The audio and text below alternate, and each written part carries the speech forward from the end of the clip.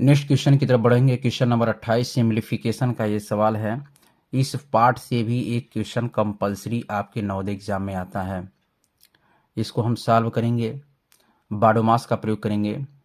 तो बाडोमास में क्या होता है, पहले कहते का को पहले काटिए ता पीछे दो भाग गुणा करो धन जोड़ दो ऋण को दो घटाए। तो इसमें तो छोटे कोष्टक या कोष्टकों का प्रयोग नहीं है। इसमें सबसे पहले भाग की क्रिया करेंगे, फिर गुणा की, फिर प्लस की, फिर माइनस की। तो समझ लीजिए, संघर्ष ही जीवन का असली स्वाद है। जिसने संघर्ष किया वो अपनी मंजिल तक पहुंचा। आप भी अगर संघर्ष करते हैं, पढ़ाई में मन लगाते हैं, तो आपको भी सफलता 100% मिलेगी। क्योंकि विफलता तब तक आपको हरा नहीं सकती जब तक आप उसे मान नहीं लेते कि हम विफल हो सकते हैं या असफल हो सकते हैं। आप ये ठान लेंगे कि हमें सफल होना है, तो आपको सफल होने से कोई रोक नहीं सकता। इसके लिए आपको कड़ी मेहनत करनी पड़ेगी, हार्ड वर्क। क्योंकि कहा गया हार्ड वर्क इज की ऑफ सक्सेस। अभ्यास सफलता की कुंजी होती है। तो नेक्स्ट क्वेश्चन की तरफ बढ़ते हैं। क्वेश्चन को सॉल्व करते हैं। 15 - 15 भागा 15 गुणे 6 बराबर x का वैल्यू पूछ रहा है। तो देखिए, सबसे पहले भाग की क्रिया करेंगे। तो भाग में 15 से देखिए 15 काट देंगे, ठीक है। तो 15 से 15 काटेंगे तो आपको मिलेगा क्या? आपको मिलेगा 15 से 15 भाग काट दिए, ये मैंने सही है, तो 1 मिल जाएगा। 1 गुणे आपका क्या हो जाएगा, 6 बराबर x हो जाएगा। तो भाग की क्रिया हो गई। फिर 15 माइनस, फिर अब गुणा की क्रिया करेंगे। देखिए, गुणा का क्रिया करेंगे तो गुणा की क्रिया करेंगे तो 6 कम क्या होता है, 6 बराबर x हो जाएगा। फिर यहाँ प्लस का कोई वैल्यू है ही नहीं, तो प्लस को छोड़ेंगे, माइनस को पकड़ेंगे।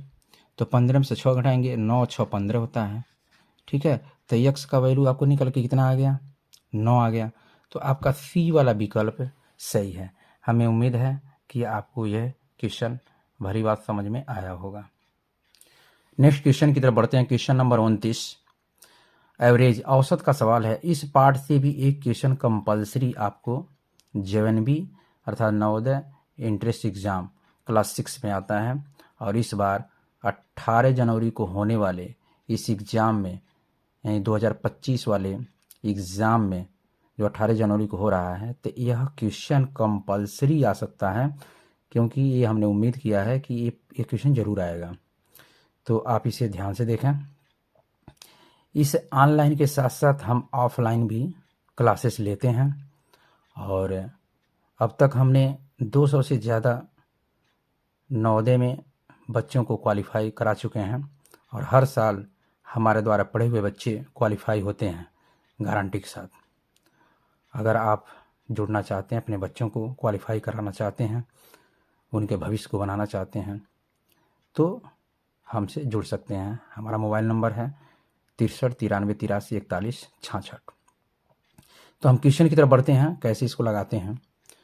तो एक कक्षा के 20 लड़कों की औसत आयु 12 वर्ष है। यदि उनके अध्यापक की आयु भी जोड़ ली जाए तब औसत आयु 1 वर्ष बढ़ जाती है। तो अध्यापक की आयु क्या होगी?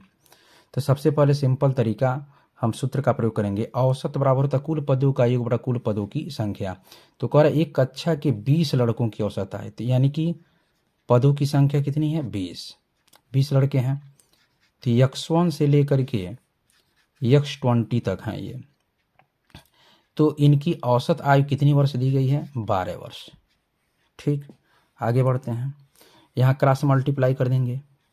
तो x1 से लेकर के x20 तक बराबर क्या हो जाएगा, 12 गुणे 20 में करेंगे तो 12 दूना 24, 240 हो जाएगा।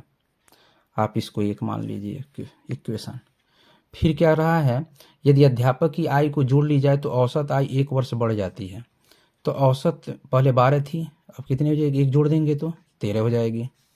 और एक अध्यापक जुड़ गए, पहले 20 बच्चे थे तो 20 में एक अध्यापक जुड़ गए तो 21 हो गया कुल पदों की संख्या। अब यहाँ पर लिखेंगे x1 से लेकर के x20 प्लस क्या लिखेंगे, अध्यापक की आयु x21 लिख देंगे। बहुत सिंपल तरीका है, इसके नीचे एक रखेंगे। फिर हम क्रॉस मल्टीप्लाई इसमें भी करेंगे। यह x1 से लेकर के x20 प्लस x21 हो जाएगा। ठीक, बराबर क्या होगा, 21 का गुणा 13 में करेंगे तो 13 करने 13 को 3 हासिल बचा 1, और 13 दूना 26 और 1 कितना हो जाएगा, 27, 273 हो जाएगा। अब देखेंगे x1 प्लस x20 तक कितना हमने निकाला था पहले इक्वेशन से, निकाला था 240। इसमें हम सिंपल तरीके से 240 लिख देंगे, प्लस x21 बराबर 273, माने 273 हो गया। अब हमें अध्यापक या जो x21 माने थे इसको निकालेंगे, तो 273 में से क्या करेंगे, 240 को घटा देंगे।